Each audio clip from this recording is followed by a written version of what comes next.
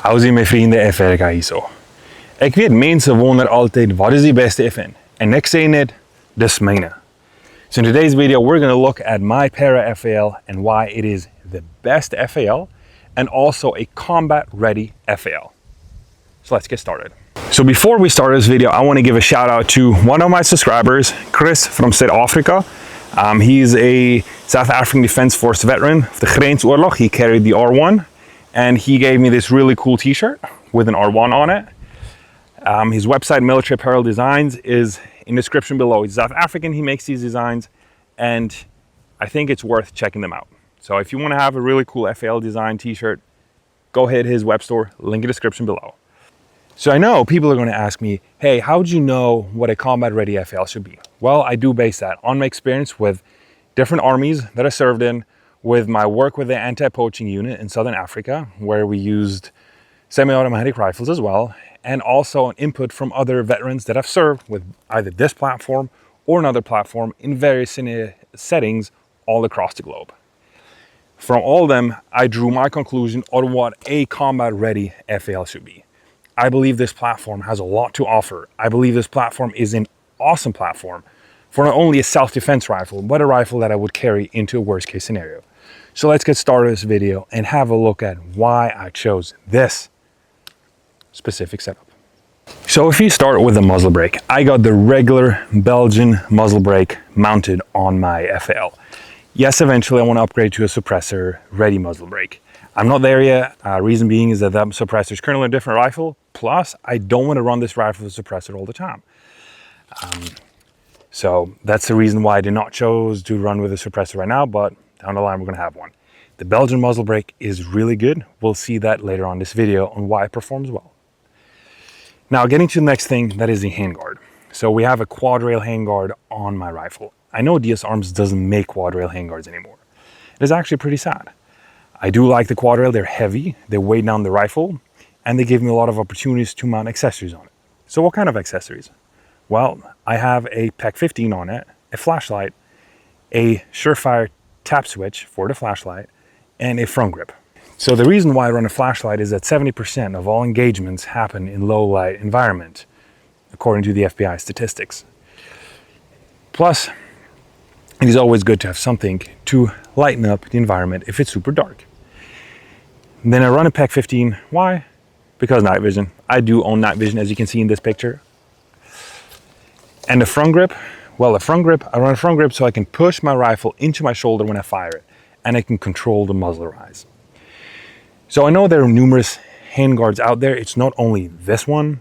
We have one by Veltor.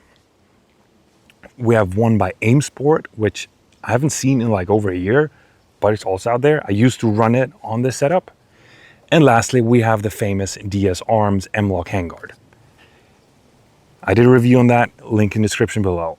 So all these handguards do the exact same thing. They allow you to mount accessories on it. It just depends what preference you have. And I'm a sucker for quad rails. So the next thing that I've mounted on it is optics. That is due with the rail dust cover that I have on this FAL.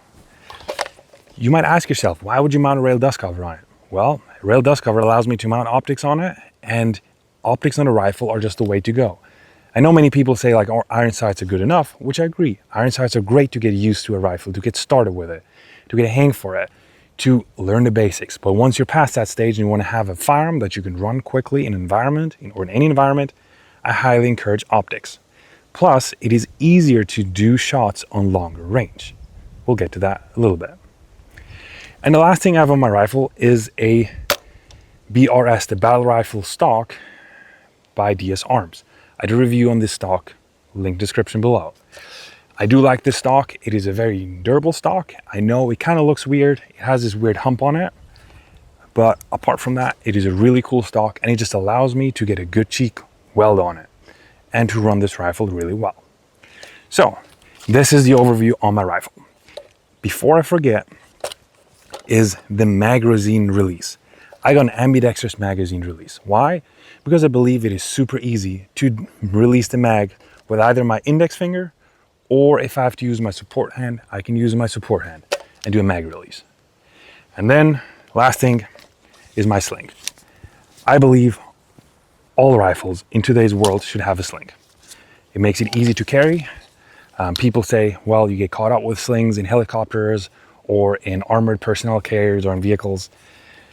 Yes, it did happen to me before, but if I take care of it and I know where my sling runs, I'm going to be fine, even in any armored personnel carriers that I sat in.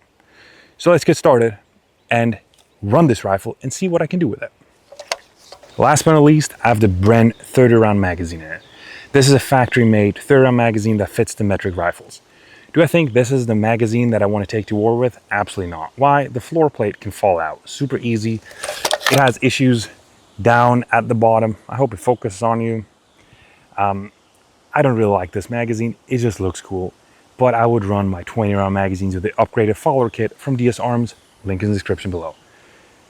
So let's get started. Head over to the range and run this rifle. And you'll see why this setup is the way to go. So we're out here at the range. I got 4 rounds in my magazine. Yes, I'm using a Bren magazine just because it looks cool. And we're gonna fire 4 rounds. We're gonna do double tap, so 2 rounds and 2 rounds. And we're gonna see how much of a muzzle climb I get with this rifle and how accurate my rounds are on target. We're here at 15 meters to the target distance. So let's get started.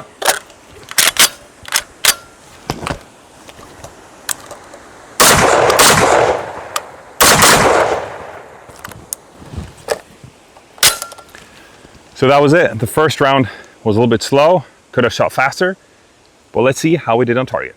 We're at the target, and as we can see, these are my 4 rounds that I fired. There's the first round, the second, third, and the fourth. So we did have some movement. I should be able to shoot better and bring him closer. However, if you judge a distance of 15 meters, this target overall length is maybe 30 centimeters by 20 centimeters, whatever that is in American measurement, I don't know. And for that, I would say it's okay. I can engage a threat that way. So let's see how I can do engaging 2 targets. So I'm gonna show you the range real quick and then we'll run the drill. So we're out here at the range. You can see the 2 targets. They're roughly 20 meters behind me. And what we're gonna do is we're gonna run the drill. I'm gonna shoot 1 round left and then we're gonna shoot 1 round right. And 1 round left and 1 round right again. So with me this time, I have a 20 round magazine.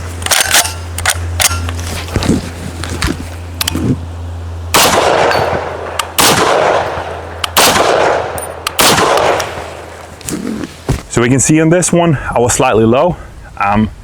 It's also the reason because I sighted this rifle in at 100 meters. So we have a tendency to shoot low. And over here, we see the exact same tendencies. I was low again. I'll bring that grouping in. Let's try this drill again. So the only difference that we're gonna have this time is I'm gonna slightly slow it down to get better hits on target. Still have 4 rounds in my magazine, so let's see how it does.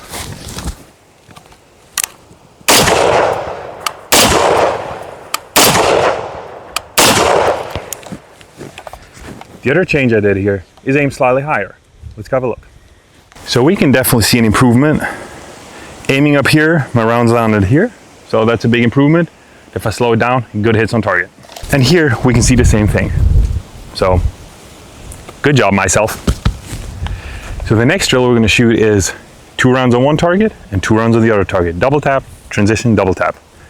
And again, have a look on how this rifle works, on how much muzzle climb it gets and how quickly I can acquire the new target.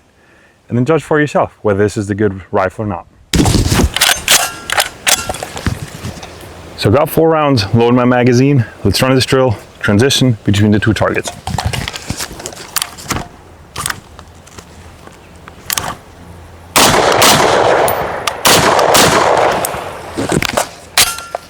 So what I can say that on the second go around, I hesitated slightly so I can run it faster.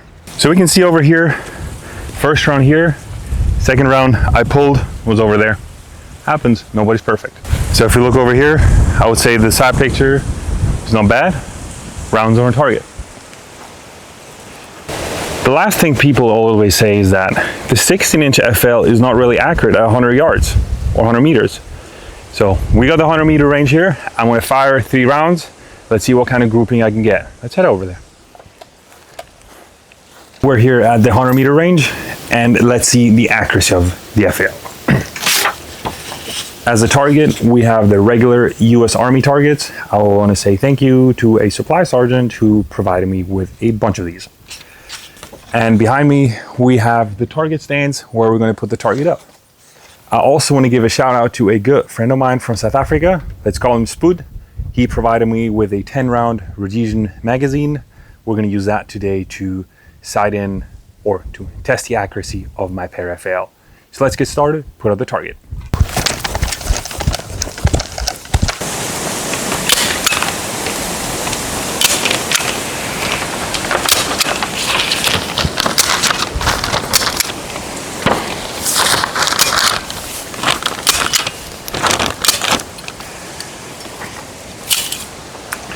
So let's head back and give it a try. We are set our shooting position. I got 3 rounds. They are 150 grain surplus ammo. I don't know what surplus it is. It is the one that I had the most success with. I bought like 1,000 rounds of that and had really great accuracy result of it. With my rifle, I'm gonna shoot with the magnifier on it. I mean, why shouldn't I use it, right? I believe that's a 4-power magnification. Correct me if I'm wrong, but really good results. And I know this is accurate, if I'm accurate. So down at the shooting line, we have the target up. So let's give it a try and see how well I'm gonna do. That 10-round mag just feels weird.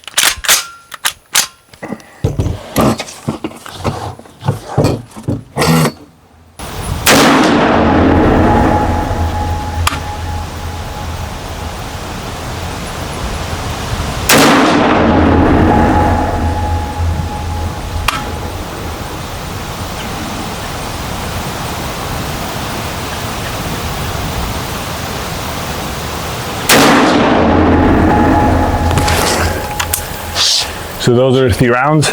Looks like the 10-round magazine my buddy got me. Works, locks the bolt to the rear. So let's head up front and see how I did.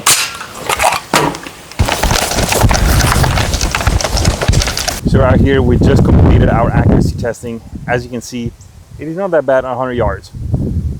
I would say it's a 2 MOA group, a little bit bigger than that, judging that each square is half an MOA. So I can definitely improve. I can also bring it to the left and up, because ideally I would have all the rounds in the center. So there's some improvement. I have to say, I know this sight really well. I got these sights on 3 outer weapons. I really love EOtech. They do a great job with the magnifier. Super easy to shoot. So yeah, overall, I'm really happy. So let's get back to the conclusion and talk about the combat ready FAL. Back to you. Summarizing, I can say the following. This rifle is really smooth to run. It is heavy at roughly 4.5 kilograms fully loaded. So it's not super light, but due to its weight and the way it's set up, it balances well. The stock is also slightly heavier, and it just makes it a super neat package to run. You've seen me running these drills at 25 meters. The rounds on target were not bad, judging how quickly I shot. If I would take it slower, I can guarantee you the grouping will be perfect. But unfortunately, it is not, so we can't always win, right? You've seen the grouping on the 100 meters. It is more or less what I expected. Around a 3.5 inch MOA. I'm not the best in terms of accuracy. We also have a 16-inch barrel, don't forget that.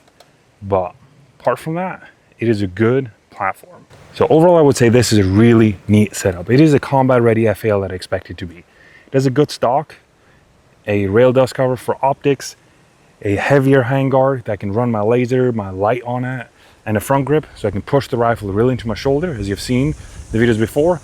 The muzzle brake, judging that it is a super old muzzle brake, it's still awesome. So I hope you enjoyed this video on the FAL, and I hope it gave you some ideas how you set yours up. I know the quad rail is not available, but you'll survive without it. So baie dankie en hoe hoop jy dit geniet, en tot volgende keer weer. Cheers!